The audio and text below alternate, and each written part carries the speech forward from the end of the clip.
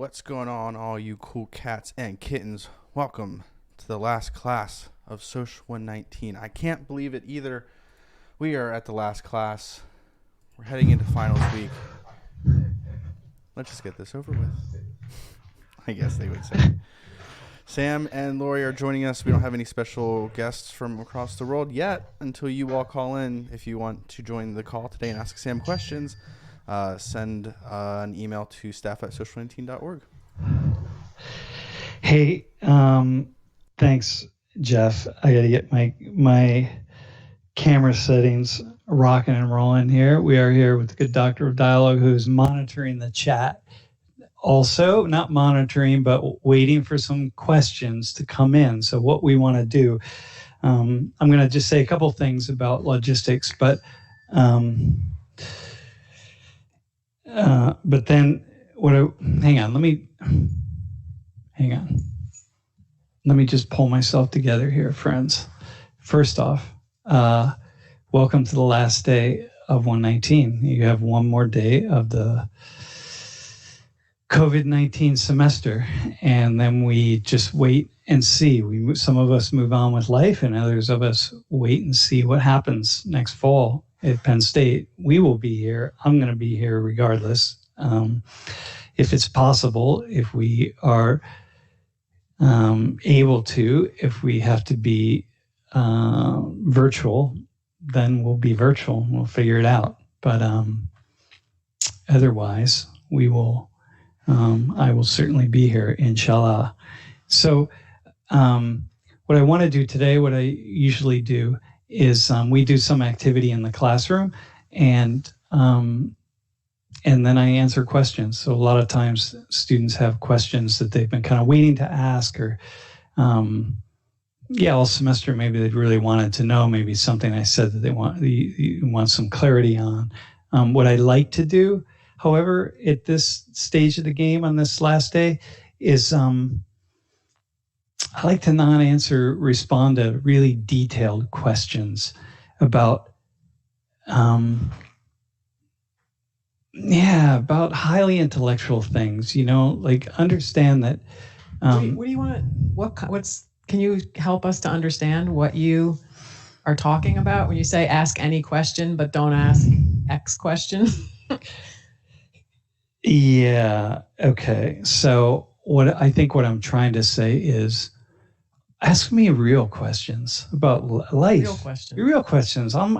By September, I'm going to be 60 years old. And 60. I have a lot of experiences and a lot of thoughts about a lot of things that can't get covered necessarily in the material. Life questions, maybe just some other, questions. Just real questions.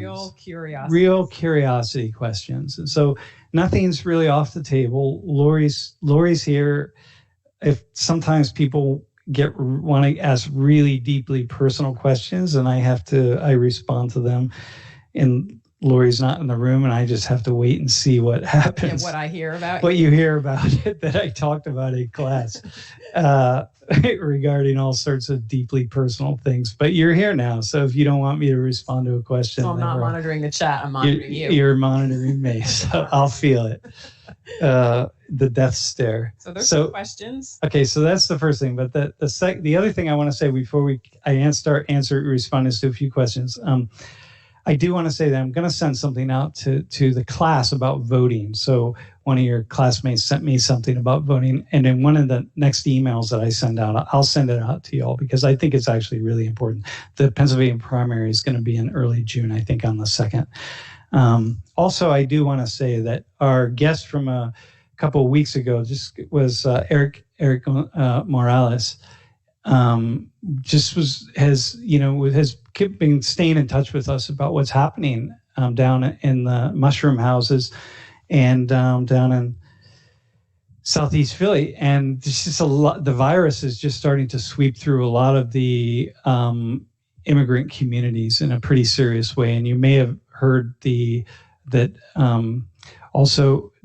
think I mentioned it last time about the meatpacking industries are just being really swept up in the virus. And so President Trump has declared a national emergency to keep them open so we don't destroy 10 million pounds of chicken and pork and so on. And that's just huge, y'all. Like, that is huge. And so once again, certain communities are really, we talk about the heroes and we talk about healthcare heroes. And I know we had Kaylin on working at Verizon and the hero, but some of the heroes also are people who are out working in the fields and making sure that the shelves in the supermarkets continue to be stocked. Not right now, because now we're okay, but 2 months from now and 3 months from now. And it's actually fairly serious. So we have about 6 questions already. All right, kick it out, man. Mind at all what you're saying. Okay, go ahead. But there's a series. Question about your beads. Are we married? Are we married? Stoner and how you got here. Your favorite place to visit, the prison system, and accidentally converting to Islam. So what's the realm you want to start in? I'll start with the beads. These are a gift from Bassam. I've been using prayer beads for the past 30 plus years. Whenever I teach or give a talk, it just keeps me really centered. And it gives me something to kind of play with. And I'm always praying, right? Like, I'm praying all the time, even though I'm an atheist. But am I an atheist? I think I am. I don't know. I should know by now, exactly right? Why I first started talking to you. Yeah. Your contradictions are just so ever. Okay, so listen. That I just can't even. So Lori was a student of mine. Lori, we're married. Okay, we are married. Yes.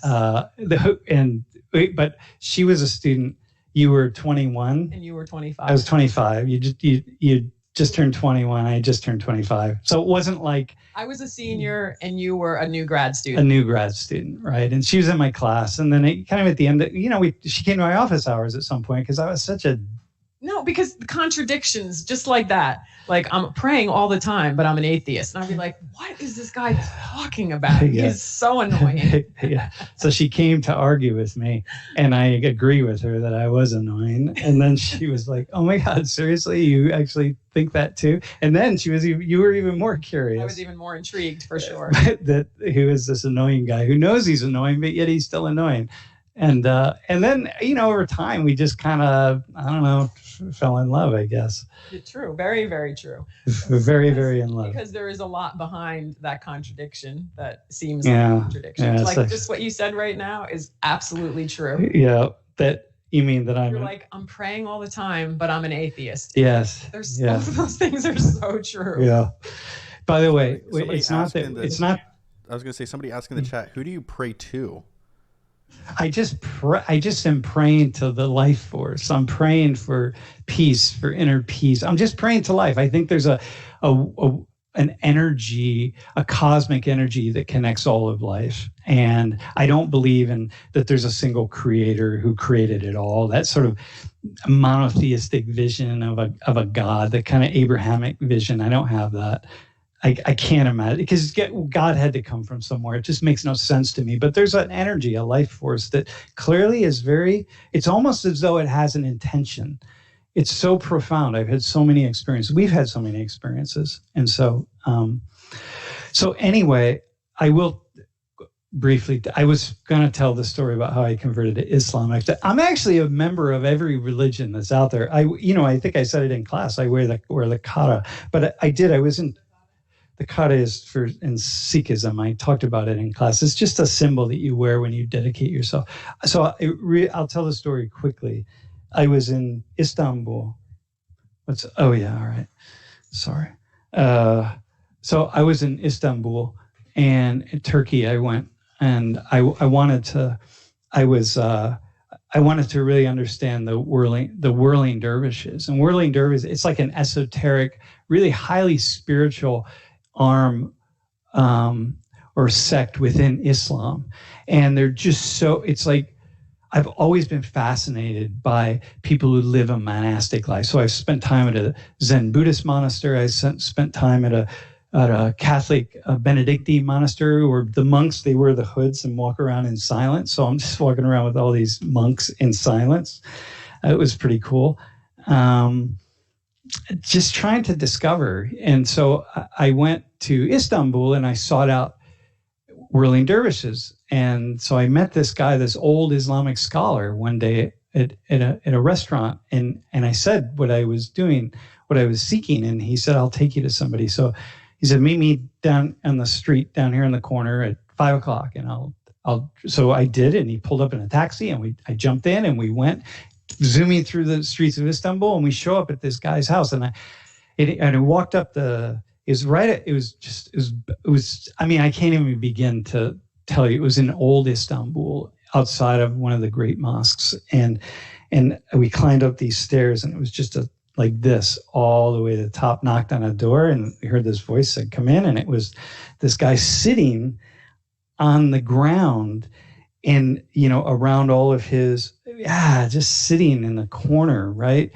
And so I sat down in front of him and he didn't speak English and I didn't speak either Turkish or Arabic.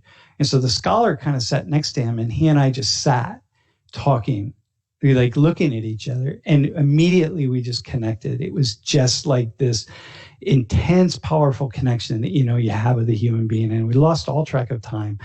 And, like the call to prayer is happening right outside his window. And you're listening to the Islamic call to prayer. It's just one of the most beautiful experiences in one of these old mosques, So anyway, we just kind of laughed. And the guy who was with us didn't speak English really well. And so we were just sitting laughing and just laughing, right? It's like he saw my soul, I saw his soul, but he was the leader of a whirling dervish group. I'm not going to use the language and technology because it doesn't matter. And at some point in time, he said, repeat after me. And I knew what he was saying. Like he said it in Turkish. And so I did. And then at the end, he says, okay, so you're a Muslim. Basically, to be a Muslim, it's sort of like those of you who are evangelical Christians, like I accept Jesus as my personal savior. And so Islam, it's a similar kind of thing. I accept that there was no God but Allah and so on. And then he said, okay, so you're a Muslim. And I said, okay, I'm a Muslim. Oh my God, I can't wait to tell my wife. Right? And then I did. Later, I texted home, I converted to Islam. Right? So, because she was back in the U.S. And it's just awesome. And so I came back the next night and they did a Sam의 for me, which is a dervish ceremony. And he gave me a prayer rug, a prayer cap, and a copy of the Quran, and then we had dinner. It was just really amazing. So I walked myself into the world of Islam, but and that was the day after I prayed at the Blue Mosque, which was another story. But yeah, so I am a member of all religious tribes, I feel like. Okay, what else do we have? Okay, go ahead, Mom. I'll keep the answers short. I just promised someone I would tell that story. By the way, listen, I want to tell you this, right? Islam is really cool. All religions are really cool. And I'm telling you, as an outsider to all of them, an outsider and an insider, they're all really cool. I mean, if I could choose, I always say I'd probably be Jewish because I just love the thinking that goes on and the sort of critique of life inside of Judaism, right? But all religions are really awesome. But yeah, go ahead. Do we have an open marriage? Did I see that? Dude, we don't have an open marriage. No. Hey, we have a really intense marriage. Maybe later we could tell them about becoming eternal for a hot minute. Hey, I'll take you on a tour of our house. I'll show you. Well, I'll just take you on a quick tour. You won't get a tour of the whole house, but Not take you to a really special place in our house. Can I do that? Lori, why didn't you change your maiden, or why did you not change your maiden name after you got married to Sam? Well, mainly because I was working on my PhD at the time. So our wedding was actually in 93 and I got my doctorate in 94. So about 6 months later. But anyway, as I was thinking about this and I was picturing Lori Richards. And I was like, if I had that name on my degree, I wouldn't know whose degree that was because that wasn't my name, you know? Like it was Lori Mulvey my entire life. I did all this work and then I would be giving it to someone else whose name isn't mine. So that was one. And then I actually went to school with someone named Lori Richards, and that also seemed weird to me. And I didn't no, I'm not her, I'm me. So it was just really clear that I couldn't change my name. Yeah, I didn't want her to change. And then I wouldn't didn't have want wanted that either, but that wasn't even part of change my the discussion. Yeah. That was, which is really interesting. And why didn't you want that? And you can't have my name. It's my name. Come on, it's my family name. So, okay, go ahead, man. What else do you have? There's a lot. So it depends on if you want to go at the level of like your thoughts about the prison system to okay, hang on. The prison system is life just advice. We have the prison system is just it's overused. It's just we spend a lot of time with the prison system. We have some really good friends who are prisoners. Lori's two of your spiritual guides are actually prisoners, lifers. Like brothers. Lori has two brothers. One brother we're hoping is going to get out. I mean, not my actual brothers, but like adopted brothers. That's to be clear, right? That I met when I was visiting the prisons, or the prison here, the local prison. And now, and they both have life sentences. And one has been in for almost 50 years. Yeah. And another is, I think, about 30. Who is the holiest. Yes. We're using a lot of spiritual language. Yeah, he's holy. He's probably as kind. He's, Mr. Rashidi is, remember I said he's the kindest human being I've ever met. This gentleman is the second kindest human being. And if he gets out, and we're wise. really hoping he gets out, and wise, he's going to work at World in Conversation for sure. Yeah. But anyway, why were we? Because of them and our connections to them, we've spent a lot of time interacting with the system. So that's why you were saying you were invoking that. So we have a lot to say about it. Is just that it's necessary for some people for sure, and it's really overused, and we just need some really wise people to reorganize. Yeah. And mostly what you think, unless you really know a lot about the prison system, you really don't know anything about the prison system. It's one of these things. It's immensely complex. And going to that, like these not just these two men, we have several other friends too, but what we're learning from them right now about like the 24/7 lockdown that they're in. I mean, when you have like people in a closed system like that, and there's a virus and all this security, whatever, literally they're in their cells 24/7. So picture having to make a decision about that kind of thing. Yeah. Anyway. But just to show the complexity of our lives, so neither of us, we were both raised in the Christian church, but neither of us are Christians. But this one gentleman is a very, very strong Christian, and he's one of your spiritual brothers, and he's a hardcore Christian, and so we're very connected in this way. All right, next question. You want to say who are you voting for, or the most valuable piece of life advice you've ever been given? I can't tell. I don't have the most valuable I've ever been given, but I have the most valuable that I've discovered along the way and continue to rediscover. Do you know what it is? Do I? Yeah, you know what I'm going to say? Nope. All right. So listen, here it is. You ready? So pay attention at this point. Like, honestly, I'm going to give you something that's probably the most valuable. This is big, right? It's not very humble, but I think it might be the most valuable advice you could ever have. Like, there might be other advice that's equally as valuable, but there's nothing that is more valuable than what I'm about to say. So no matter what you do, no matter what happens to you, no matter what you do, what happens to you, where you go, whatever, positive and negative things happen. And there's always a positive, there's always a negative. Sometimes it's a little more positive than negative, but you never know. Positive and negative things happen, right? So if I lost my job tomorrow, as a result of that, positive and negative things would happen, right? So when I look at, if I won $1 million, positive and negative things would happen. So when I look at my past and I think about my journey, I see that every door that I wanted to open, once I walked through that door, like getting into grad school, whatever it was, getting a job, this, that, the other thing, right? Meeting Lori, anything. the result of that was both positive outcomes and negative outcomes, right? And every door that I opened, that opened for me, and I got pushed through, and I didn't want to be pushed through because it was not something at all that I wanted to have happen. The result of that was positive and negative things. And so what I've learned along the way is no matter what happens, no matter what, positive and negative things will come as a result of that. And so when I can only really fully know that looking back in time. But as I look back, there's a really cool value.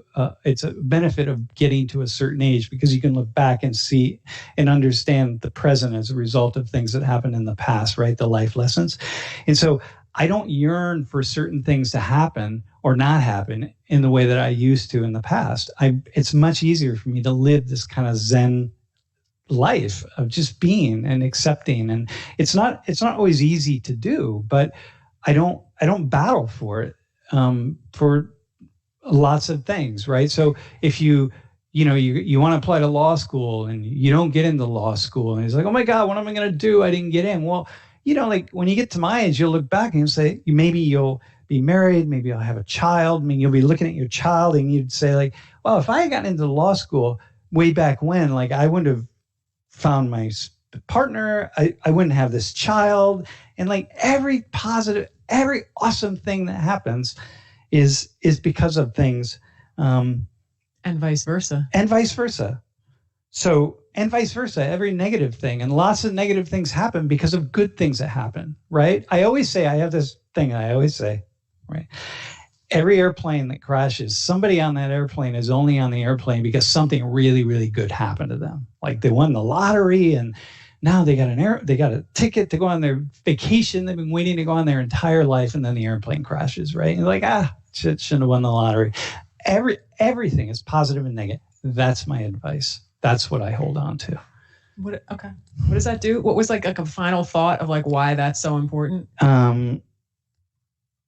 I think it happened. Hang on, I'm trying to relearn I think it's important because it just lets us. It allows us to just live, to not be so concerned. You can't assess right now. You can't assess right now what's supposed to be. Like when you don't get that job that you want, right? You had a job, you're graduating, you had a job, and your job got canceled, and you just think, oh my God, the world's falling apart. No, man, no.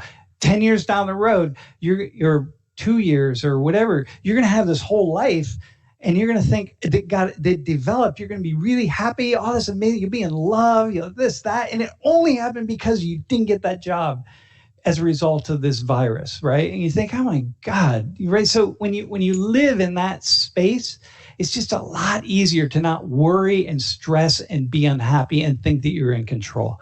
And it really is an awesome lesson. And when you get to my age, think of me, if you remember it, and think backwards and say, damn, that dude was right, man. That burnout stoner. All right, go ahead. What do we got? Actually, you said the word stoner. Yeah, is that one? Someone asked right in the beginning, you say that you were like a stoner who didn't care about things. Like, what did you do that got you here, given that history?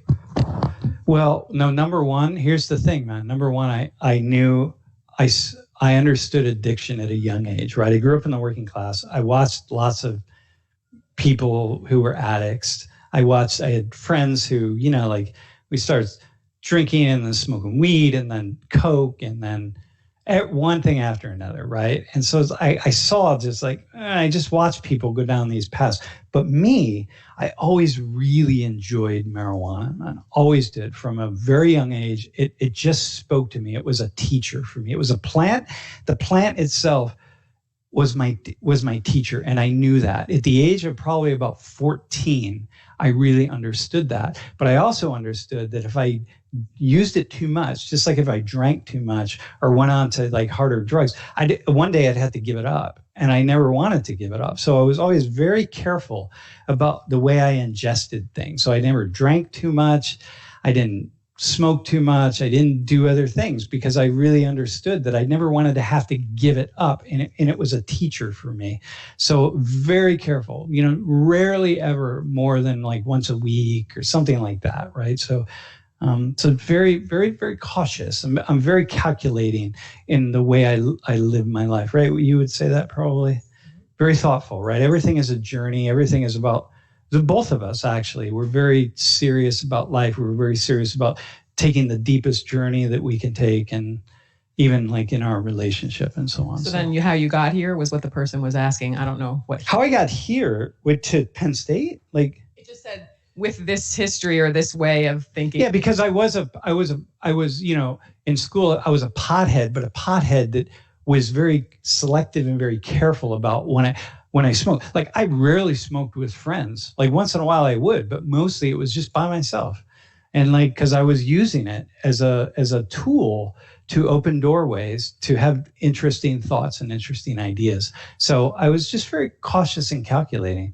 The reason the thing that would have derailed my life is not that. It's that I really wanted to be a rock and roll star, and I was just going in a different direction. But it's Gomez. Yeah. Gomez wanted to know what your favorite strain was.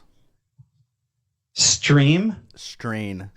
Well, it's definitely the one where we talked about immigration for sure. Yeah.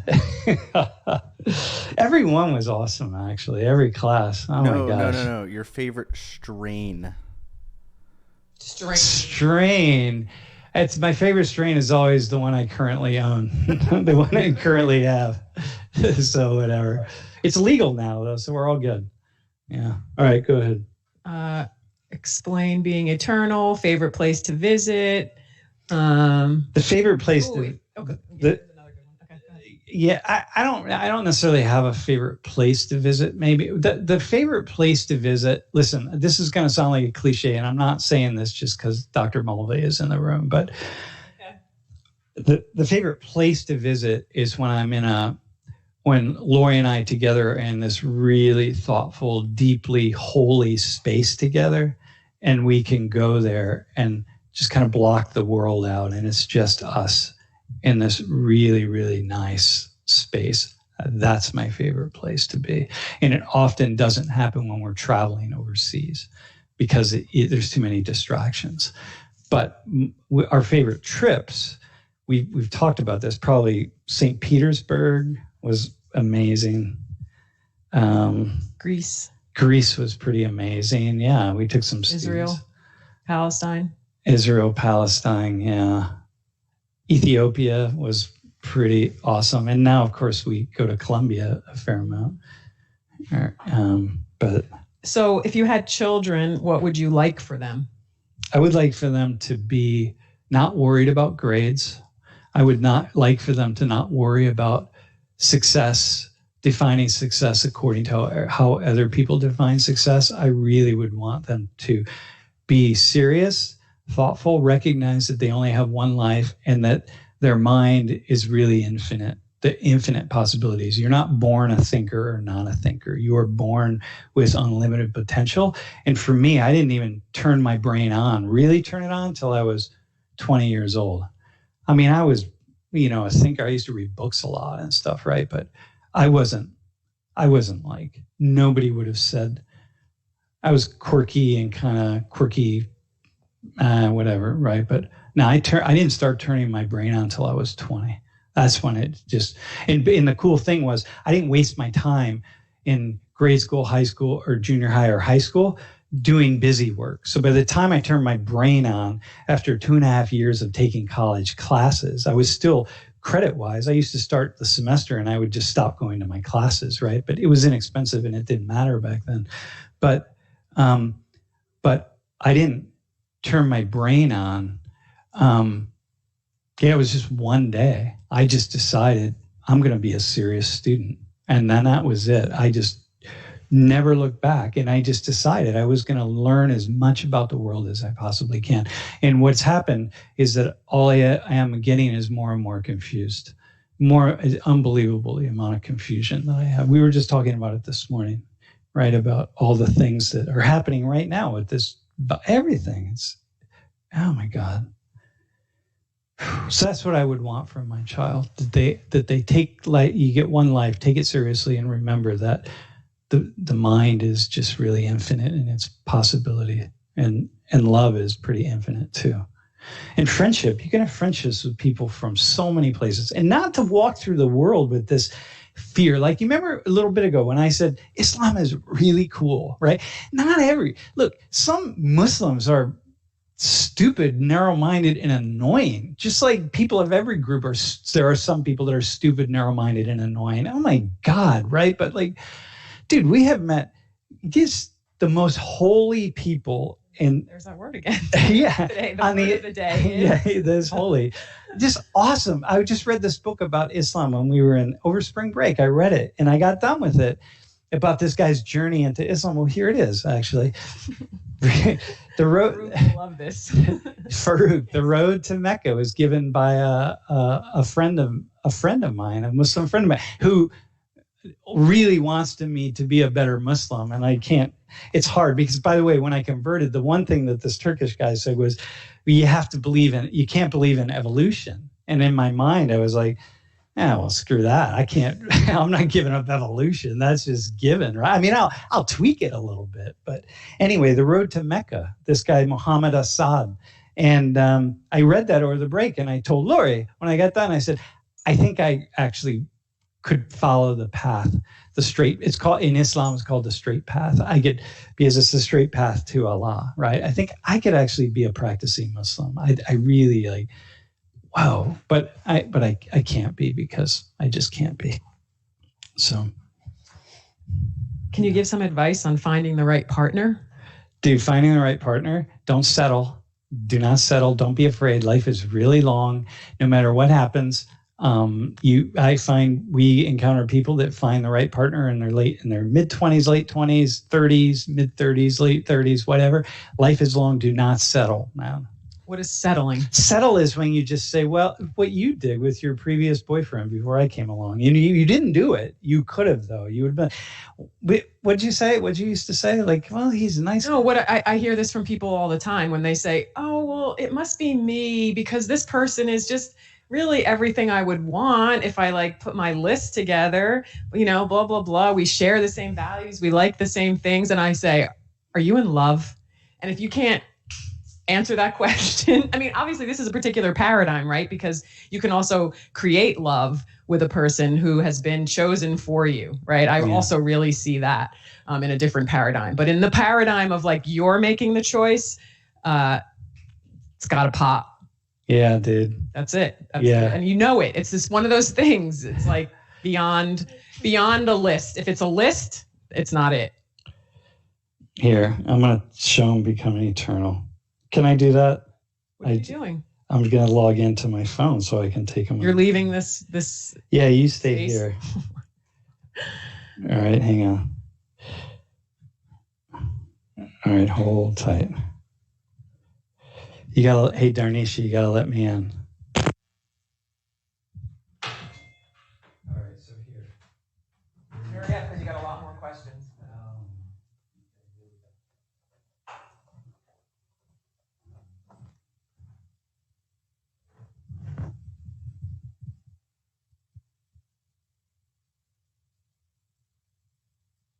Hold on.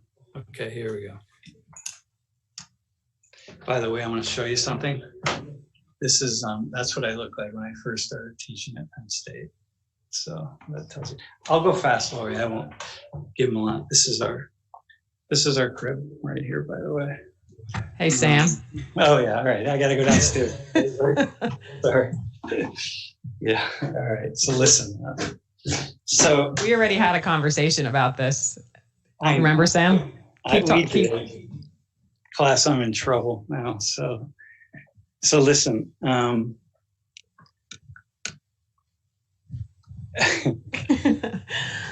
was like, I don't think I'm like feeling that this is a difference between us. Sam thinks everything is for the world, and I don't think everything is for the world.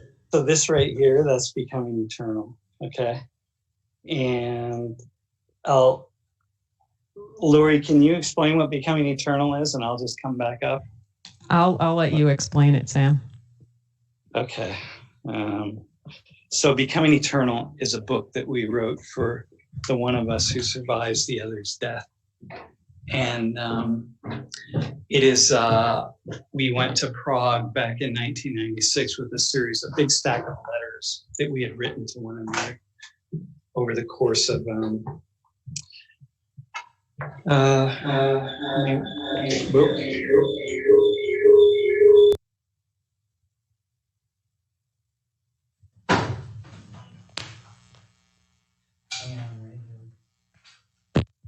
Okay, there you go. I think you got me, right, Jeff? So it's a course. So we had written letters back and forth to one another because we had been separated for a long period of time, and for long periods of time because I was doing research in South America, and Lori was up here in the U.S. and she would come down to visit me, but we were separated for a fair amount of time, and so we wrote this book from two of us.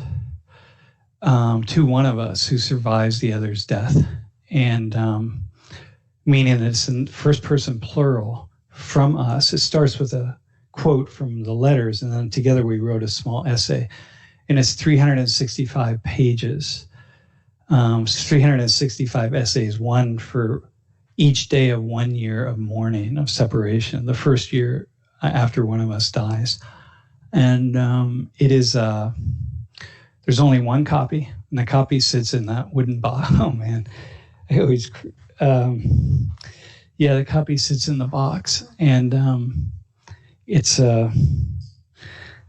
just waiting for one of us to die, and then the other one will start reading it, and it's really odd. Every day we sit with that. I mean, we don't sit with it, but it sits there. It's been on our shelf and been different places in the house, but.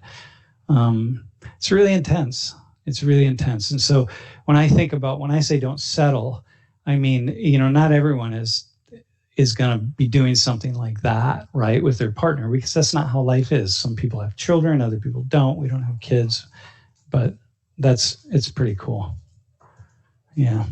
One copy, and no one's ever read it. So, all right, what do we got next? So I'm just trying to go back and forth between different vibes. Yeah. I'm going back and forth between different vibes for these questions. So there was a question about saying you hadn't spoken much about Indian culture. Maybe you can say something about that. And someone else asked about Somalia. So I don't know if those are two very different things. But I think that the thing I have talked about Indian culture at different places. And, the way 119 is, first off, it's changed a lot over times, and the topics change. Lots of things change. Every semester it's different, right? So, I never know, I put things together, and I'm more successful than other, earlier in the semester I was telling you, because Ayana was doing this thing, and her senior thesis, her senior project, but I did, hair and skin together in one class. And I didn't have enough time to really talk about either one, but I tried to put them together, and it didn't really work. And so I didn't do it, in the past I did them separate, or I never know what's going to happen, what's going to work and what's not going to work. So, but in any case, I have talked about Indian culture in the past, but I just didn't this semester. And, something like Somalia, I mean, there are times where I have half a class dedicated to Somalia, and just because I was talking about issues in Somalia that really came up in the class. So you never know, right, what happens. That's why I try to make the class different every semester. So is there one thing you would say, because the question was, is there something you would say about Indian culture?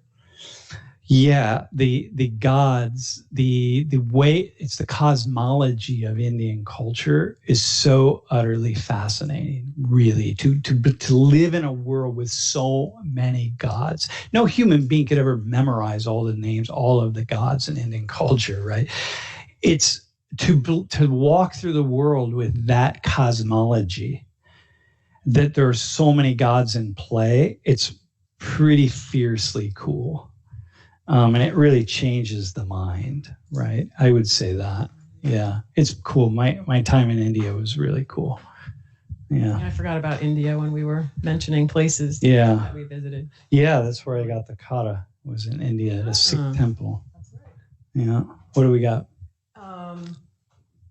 Okay. How about maybe? Oh, well, I guess you did a book. Do you have a book any book recommendations? Yeah, I do. It's called Siddhartha by Hermann Hesse. Siddhartha. Siddhartha. It's 112 pages. It's really short. It's fictional.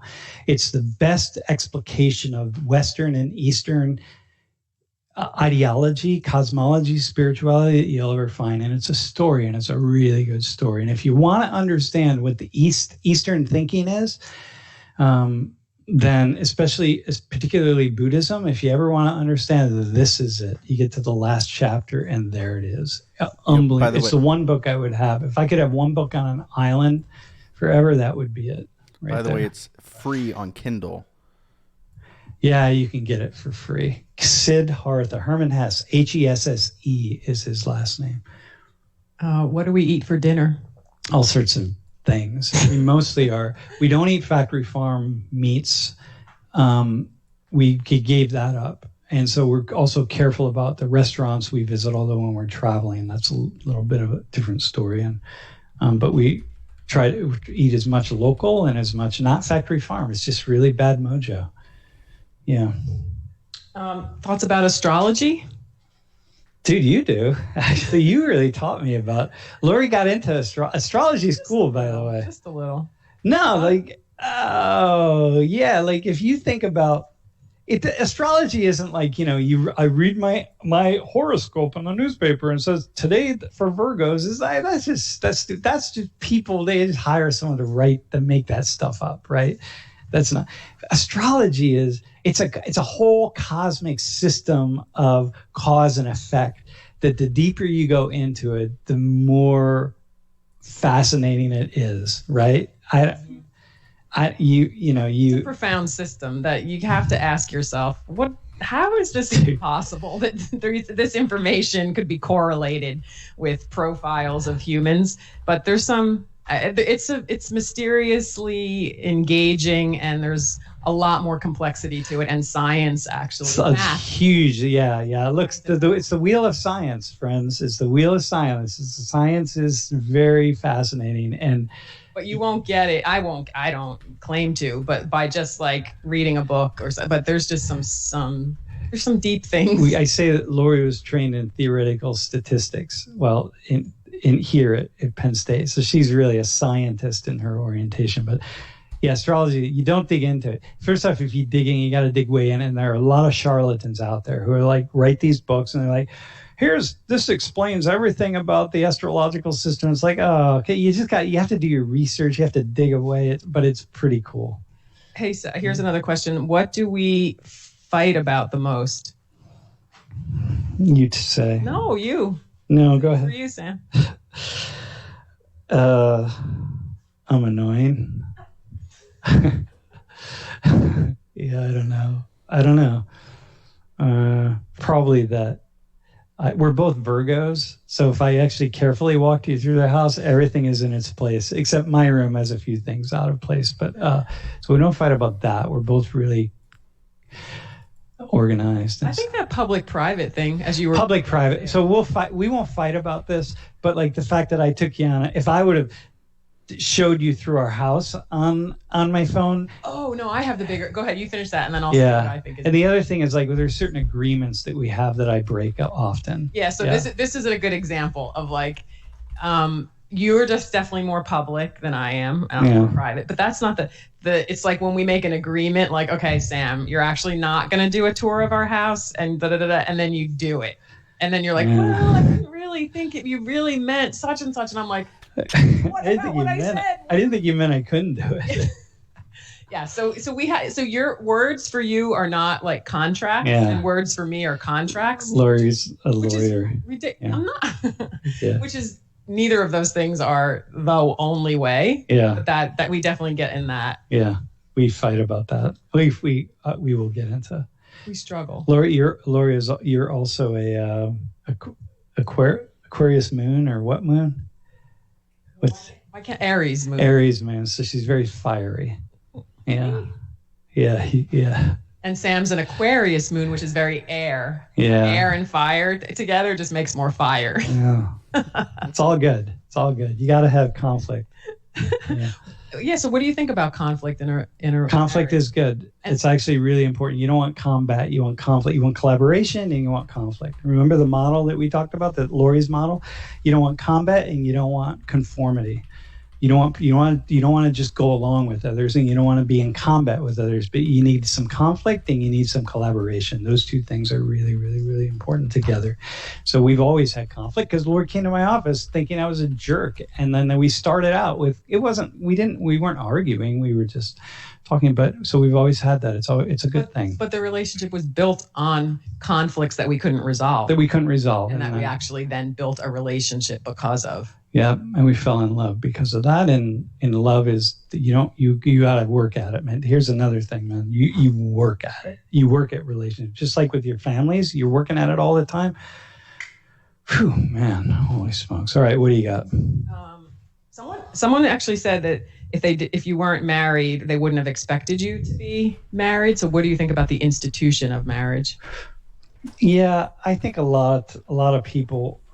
The institution. I think we're not married. I don't talk when I don't say that I'm married very often, right? Like I don't openly say, hey, I'm married, right? Because like you're my wife kind of thing, because it's just like it puts it in a box like it's so many other relationships, and I just don't see it that way. So the institution of marriage, I think it's this thing that, I think it can be problematic a little bit. Why? Oh man, this is what? Because it just it's like a safety net. It's like I'll be with this person so I don't have to be alone, and then we'll just sort of work it out. And I don't know, man. I just don't know that's. I think it's an easy. Oh, you know what? Out. The one thing that we came to, and maybe this is part when you say that, is it's like marriage wouldn't save us because it wouldn't mean that the relationship was forever, because it isn't forever. No matter what, death is coming.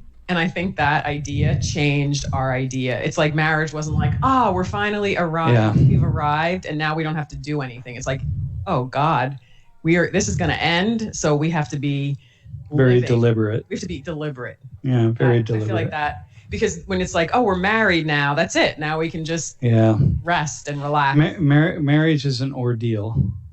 It's an ordeal. It is a lot of struggle. It's a lot of good times and a struggle. It's an internal struggle. It's an external struggle. It's just a lot of emotional and psychological work that you have to do to really have a good relationship. Yeah. And that's agile enough to be able to live through all the changes that occur in a life. Yeah. Right? So even, we change or not change. I don't think people change. We evolve as people as we have new challenges in life, right? And then to think that you and I, or two humans, are going to evolve in a way that continues to be a shared, or even want it to be a shared experience, is bold and ridiculous.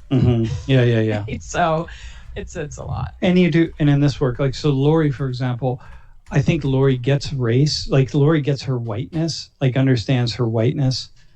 Like we're both white, obviously, right? And we do a lot of this work, and so we are. But like Lori gets whiteness in a way that I don't think I've ever met anyone who gets whiteness in the way that she does, right? It's just always with her. She just lives with that in such a profoundly impactful way that it's deeply impressive. So I feel just honored and privileged to be able to be in a space with the smartest. When Lori, I'm going to say this. Hang on. When Lori walks in a room, she's as smart as the smartest person in the room. Always. Yeah. Okay, next one. Well, okay. Do we have any pets, or do you have any pets? We had Roshi the dog, that's what Laura was referring to with her Portuguese water dog. So he was a Portuguese water dog. It took us a long time to get a pet, and we had him for almost 16 years. He's buried in our front yard. And he traveled with us. He was in Spain with us. He traveled around the world with us. He was awesome, man. Lori has epilepsy, and we trained him as a seizure response dog for her. And yeah, oh my God. But we haven't had another pet because we're traveling too often. And yeah. And it was heartbreaking to lose him. Oh, it's so heartbreaking. I'm going to cry a second time. So. All right. What else? We love that dog. Oh my God. Hang on. Wait. So somebody was asking if you know this person named Ken Kushner. I lost track in the stream of where this person was, but he's from Kent State. I don't. Maybe I do, but I don't. Oh, he's from Kent State. Kent State. Yeah, that's right. Yeah. Most important piece of knowledge to take from Social 119. That was a really long ago one. And what kind of dog? Portuguese water dog, by the way. So, most important piece of knowledge. Well, no, I have one for you, actually. Listen. We all walk through the world with these, with certain blinders on. We do, right? That's just the nature of being socialized. You can only be socialized in one environment, and you can't be in all environments, right? And so that means we're the coming of age as human beings. We're just what the world does around us is sort of opens our eyes up a little bit, and it tells us what to see and how to see it, and then it puts certain blinders on so we can't see it otherwise. So I gave the example of Hinduism, right? Like you can't even imagine what it would be, many people, to grow up in a culture with, a million plus gods, right? And like, wow, how do you do that? How does that happen? How's it? And so it's the most important lesson, or one important lesson in 119 is recognizing the nature of the blinders that we have on, and all of us, right? And they're different for everybody, but they're there, and it takes a lot of work to get rid of those. It takes so much work. We're lucky because both of us have the same belief in these blinders, and we live together, so we're always checking each other on different things. Oh my God, it is so incredibly difficult. So that's the first thing. And then the second thing is just this recognition that we don't know anything. Like, if you had any idea of how much I know that I don't know, you would laugh at the fact that I'm a college professor teaching a class. If you really understood how ignorant I am about the world, oh my God, you would laugh. You'd never take a class like this. And I'm studying all the time. You know what I mean? Like I'm constantly trying to not be ignorant, but I am. So, all right, go ahead. What do you got? Sheets or Wawa? Neither. Yeah, whatever. Either one. I don't even know. Yeah. If you had to get rid of, if you had to get rid of a U.S. state, why would it be Ohio? If I had to get rid of a U.S. state, why would it be Ohio? What? Because it gives birth to lunatics like me. Yeah. Wawa has a cooler name, by the way. So go with Wawa. What else do we have? What's your favorite music? So listen, man. So the thing is, I came of age with classic rock and roll. Okay, because I came of age I went to my first concert when I was 12. I guess 1974. I was 14. And I came of age with classic rock, right? So when I started to play music as a musician, I think I played my first gig at the age of 13, right? My first gig, 13 years old. Imagine that, right? God, God, if I had a recording of that. So, but it was classic rock. So that's always sort of in there's a way in which the music, when you come of age, the music that's in you is the music that's in you, man. You get to my age and those songs come on, the ones that you like, that just drove your life at this stage in life, when you're in your teens and early 20s, like those songs, when you get 40 years from now, those songs will just bring an energy into life that the lyrics, you'll know them, man. Oh God. So classic rock, but I am a ethnomusicologist at every level. I listen to music from all over the world. every kind of music you can imagine. All the time. All the time, because I have tinnitus, so I'm always listening to music. I have a really nice music systems around me in every room, and we have a Sonos system, but I have my own speakers and like, yeah, always listening to music. And what's your biggest flaw? I think my biggest flaw is, it's not, I don't have any flaws, actually. I don't. Look, here's the thing, right? Here's the way I see life is we're beings. If we're really truly trying our best, I make mistakes all the time. I'm always making mistakes, right? I forget. I said I was going to do something. Lauren knows this, right? Like Lauren would be like, "Hey, Lauren, we're going to do this with the grades," and then then a week later I announced something else, and she's like, "Dude, you said we were going to do that," So I forget. So in that sense, I make mistakes a lot, but I think we're all at a deep level. We don't have flaws. We just have things that we like, edges that we're just sanding and trying to iron out all the time. And I think that's true of everybody.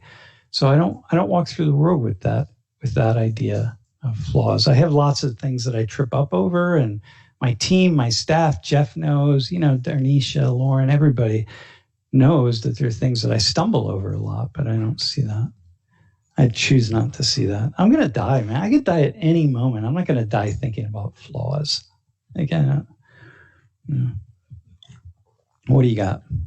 I'm just also wanting to ask for more. Oh, wait. What's the most afraid you've ever been, and how did you overcome that? Well, I had a moment earlier with this virus, actually. I still have a moment. I don't think most of us don't understand. We don't know what we're facing right now. I have a much better idea probably than most people, because I've been thinking about this. How long have I been thinking about this? This coming, like a virus, like a type of collapse. 30 years? Yeah, dude. I was writing a book about this 30 years ago, about how we were going to shift. We were going to have a major event and we were going to shift and go down. Like I was planning. I had a big file cabinet that I was planning. I was collecting stuff back when you did that. We didn't have computers. I was collecting stuff. I was planning this major book, right? And then I never wrote it and threw all that stuff out. But yeah, I think so. Recently, I think I woke up about 3 weeks ago in the middle of the night in a deep panic, man. I'm rarely in a deep panic about what we're in. So I would say that. And the question was, then how do you overcome that? I just breathe through it, because I'm thinking about death all the time. My father died when I was 9.5. So like I knew I've had since then to recognize that death was going to happen, and I'm not going to get away from it. So I became really one with death. I've had a couple moments traveling that were pretty edgy. I had a moment that it was only afterwards. I was in the jungles in between Costa Rica and Nicaragua, and I came upon these guerrillas, these soldiers who would probably have preferred to kill me. And I was all alone walking on this path going into Nicaragua. It was the border between the two countries. And it was only in retrospect that I had an understanding of how much danger I was in that moment, and I didn't know it. And so I probably have a few things like that, but I overcome it just, I don't know. Yeah. What do you got? There's so many good questions. You make beats, Sam? What's that? Do I make beats? Yeah. Yeah. I mean, I used to. Actually, I was doing some beats, but I mean, I'm a drummer, right? So I just got rid of all my, well, you could have seen, I still have some hand drums, but yeah. Yeah, I did. Yeah. Oh my God. How do you come to terms with death without being anxious about it? Well, you know what you do? Here's what I've done. I lay at bed at night when it's really quiet and I'm all alone and I have nothing to do and nowhere to go. And, oftentimes now Lori will be laying next to me. And I just lay and I try to die. Like I try to leave my body. Like I recognize, I go to the place where I really try to leave my body. So I imagine myself leaving my body and going toward the light, which appears to be what you do, right? What happens. And I always feel this deep panic immediately. It's an awareness of that's so powerful. And then I come back down and I like, okay, hang on. And I keep just doing that until I don't feel the panic anymore. So over the years I've done that. And now I live with this deep curiosity about what will happen when I drop my body and I go toward the light. Yeah. It's cool. And so for me, like for us, whoever dies, it's when we got married, we wrote vows to each other. And one of the vows we wrote was we gave each other permission to die first, because we thought like, well, that's the most important vow we could make. Like so I gave Lori permission, like you can die first. It's okay. I'll accept the pain and the heartache. And Lori then read her vow to give me permission to die first. And so when one of us dies, assuming we don't die together, and we probably won't, then we can go back to those vows. That's like really, it's like, listen, man, I gave this on our wedding day. I gave this vow. So even though my heart is breaking, rather it be me than your heart breaking. Yeah, exactly. Yeah. And we actually got engaged. We had an earring. This earring that I wear is my engagement ring. Yeah, we didn't have an engagement. It wasn't an engagement. It was just like we exchanged rings the night before I left for this year-long trip to Ecuador. And it was underneath one of the elm trees in front of the president's office in Old Main. It's not there anymore. So if you look at Old Main, there's one huge elm on the left in front of Old Main. And there used to be one on the same place on the right. It was under there in 1989. Whew. Are we going back in the fall? Are we coming back to class? Dude, it's 50-50. A lot of universities are. It's 50-50, and it's... Or at least they're saying they are. They're saying they are, but yeah, we don't know. Listen, if I had to guess, I will tell you from my peeps, we're not. There's just no way we will. Really? That's what you think? You don't think it'll be some kind of hybrid? It could be a hybrid, but if it's a hybrid, it's going to look very differently. Yeah, it's going to look different. Like right now, we were downtown. Oh, I'm going to put a video together. We made a video of me walking around in the middle of the street in State College the other night. We were downtown. I'm going to sing it together. I'll send it out to I'll put it up on YouTube and send it out to class. You can see what State College looks like. It was blue and white. Blue and white weekend, right? So it's like, all right, got it. So, but there were still people partying, like parties going on. I'm like, not a lot though. Not a lot. There were not very many. It's empty. Yeah, and we actually spoke to somebody, a student who was studying about a party, and she was like, "What? Like it doesn't?" Yeah, there weren't many parties. Yeah, but there were a few people in cars and stuff. Mm-hmm. So I don't know if we're coming back, but. Did you stumble upon success? Hey, by the way, don't listen to me. I'm a knucklehead. Remember, I said I don't know anything, right? So like, whatever, like, I don't know, but it's 50-50. Let's just go there. So there's a question about success. First off, I'm okay. Did I stumble upon? I don't feel like I'm. Sorry, did you stumble upon success, or is it the result of a goal you set at some point? I never set a goal, and I'm not successful. Like I do not see myself in any way as successful. I'm just me. You could speak to that. Like I never, ever, ever. Could I affirm? Yeah, that I ever think about that? Mm-mm. Do I ever think about like how many YouTube views there are? And it doesn't, why do I live stream to the world? Because I want. You don't have an answer. I don't have an answer. I just do. I just do because I can't not. It's just too much. It's fun. Remember, I'm a musician and I can't play. I don't play music anymore. So then I do other things. And then Jeff came along, and then like Darnisha and Joy came along, and I'm like, well, if you all are rocking it, then like I'm in, man. I'm all in. I'm gonna have fun. I'm just having fun. I never go back and look at videos. I don't go back and look at nothing. I have no idea. It just doesn't matter. It's just no. I don't. Oh my God. So I'm not successful at all. Or I don't, maybe by someone else's eyes, but I don't look through other people's eyes. I don't care. I just live my life. I have a tiny little life and I live that. And it's the best, awesome way to be. For me, it's not true of everybody, but nothing is planned out. Can you tell your mushroom story? Well, dude, so I guess the answer is yes. So I was in Mexico in 1986. And I went to a friend of mine had a cabin up down in Oaxaca, in the province of Oaxaca, and so I went down there with a buddy of mine. I was living in Mexico City all summer And so a buddy of mine came down, and then we took a bus down to this cabin, and we went there to have mushrooms because the people in this area, they eat hongos, hallucinogenic mushrooms, as part of the spiritual practice. And so it was just mushrooms everywhere. But these were campesino. I mean, there weren't people coming in. Like we got off the bus in the middle of nowhere, and we're like, oh shit, here we are. Okay. But we got what we needed. We got some mushrooms. We took mushrooms, freshly picked. A gentleman helped us who was one of the local curandero types. And I met God. I mean, I just had a journey that I'd never been the same after that. Yeah.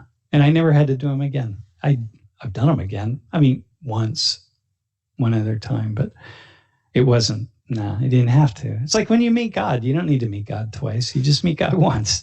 Like you just know that God's there. Like, what are you going to do? Be like, hey, God, can I come back and see you again? It's like, no, you don't.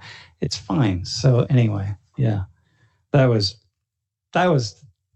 life-changing for me. How? Just like what would be? Because I saw that the world was not what God. Yeah, that guy. Just you got. First off, what that means. Because I saw the cosmic connection to all of life. Everything was alive and connected. I saw it. The mushrooms, they give you a window into the patterns of reality in the universe with everything, including myself, the planets, everything. And so I knew that my intention, I was just a tiny speck that was connected to everything else in the world. And so that took me out from the center of reality. Before that, I had this idea that, growing up Christian, or in a Western or as an American, I'm the center of reality. It's like my will and the will in the world, and I'm going to make my own life. And this told me, dude, you're not going to make your own life. You're connected to a web of reality that you will never understand. And then I just was able to breathe in a different kind of way. It was profoundly important. How often do you think about that? Or does that regular, conscious? All the time. I live in that space, right? I live in there. So I'm praying all the time. Honest to God. You said that before. I know. I'm always praying. We believe you. Always praying. I pray. I would tell you, those of you who are really, really religious, and I probably pray more than any of you. I'm telling you, I'm always praying. It's just a constant thing for me. And yet I'm an atheist in the sense that I don't believe in some particular form of something or other. But yeah, go ahead, man. There was just a question that I was there, and yes, it's a new era of pandemics for sure. I just saw that question. We're moving. We're headed. We're headed, but it's hopefully, we're gonna see what we need to see, and we're gonna make it happen. What would you teach if you weren't teaching sociology? I would teach about healing, probably. I've never heard you say that. With you, I would teach whatever you wanted to teach. Seriously? Yeah, it would probably be healing. Because I'd want to teach with you. So I have nothing to teach. The only thing I really have to teach, I swear, is probably healing. What does that mean? Just the way in which people can struggle and really struggle internally and externally, and then come through that and be more alive and more uplifted than they were before. And not think that it's about them, right? Not think it's about them. And then be subservient. Subservient, meaning bow down and so on to the forces around us and other people, and then not being too high on ourselves, too down on ourselves or too high on ourselves. Yeah. Does that connect to Social 119 in any way? This is my question. I think there's a certain healing component in 119. I suppose I have this belief that if you see other people for the complexities in which they are, in which they live, and if you see other people's perspectives, which is what you've taught me more than anybody, then there's a certain healing that happens within, and you just get smarter. You just get smarter. And I think I've been really good. Like Laura Rosenberger, who was in class, when she said the thing about, when you learn about like Facebook and the memes and social media, it's just like I have this ability to just flip a switch and like, okay, I don't pay attention to that anymore. So all right, got it in it. So I think I would say that. Wait, what's the flipping the switch? Flip a switch that just says, okay, don't get caught up in that trap now. It's done. Mm-hmm. Be done. Mm-hmm. Yeah. So it kind of makes me think, this question, someone asked, what do you think about mental health? Well, I think mental health is, dude, it's like mental health is equivalent with living. You know, you know what I mean? It's like, it's not like this thing outside. Like, dude, how do you make sense of the world, right? Like this world we're in, it's so hard to be alive. It's so hard to live. It gets harder as you get older. It gets so difficult to live. Life is more complex. It's like you need so much healing and so much work to be healthy mentally. Space, people around you who are healthy mentally. If you don't have them around you, you better find them quickly. You better surround yourself with them, because you're only as healthy as the healthiest person in the room. And so for me, mental health is just woven. That's a concept. It's an idea that's woven into my life. It's woven into our life. Like, we start every morning with a cup of coffee. We sit for an hour and we share a coffee together, and we just kind of settle into the day. And we end every evening at the end of the workday. We come home, we have a glass of beer or a glass of wine, and we start every day and we end every day. It's mental health. So what's your sense then about mental health at another level? Because I don't know what the person's question was that asked about mental health, except to say, what do you think about mental health? But the other level for me is, you're really saying like normalizing it, but like mental health continues to be a thing that you can say the words, but like if you're having some kind of crisis or breakdown or whatever, people are just like, whoa. Yeah, well, yeah, that's another thing, right? So that's where you really got to go do the work that you need to do. But you got to remember, man, life is really difficult. It really is. So if you're struggling, it's okay. It's all right. It's not easy to do this thing. And like, like right now, like you got kicked out of Penn State, you get sent back home or wherever you get sent, and you're trying to make sense of it. And maybe you had plans and those plans get pulled out from under you. It is not easy to be alive. It's in any way, even when things are stable, it's not easy. So you got to just really accept that and then do the work. Don't put we put too much pressure on ourselves. And then we think things like, well, if I get good grades and I do this and I'll be okay. It's like, no, you won't. It doesn't matter. It's still difficult. Do the work. Do the healing work. I would say that. Hey, I think we have to. You have 3 more minutes. Yeah. Wait, so you have to what? I know I got to make an announcement to the class, and I guess I can say that. I can say one final thing to the class. You ready? So listen, one of the pieces of this class, you're really best. You'll remember any lessons best probably if you can remember that I'm not trying to be anything other than just me, and I'm just me, and all I'm trying to do is just stir up the pot. And I know my shortcomings, my intellectual shortcomings, better than anybody, any of my students ever. And my only job really is to confuse students, so that confuse them enough that you got to go out and you got to try to find the answers for yourself. So that's part of what we initially talked about, right? You came to see me because I was being so confusing. Well, I'm being confusing because I'm deliberate, and there's a way in which I'm not deliberately doing that, but it's built into my DNA as a teacher to try to get people to go out and find answers on their own. So be aware of that. If you're not, it's this quote, if you're not confused, you have no idea what's going on. You think, because you think you have an answer, and then once you think you have an answer, you don't. And so I think I would say that. And then I got a couple announcements that I want to send.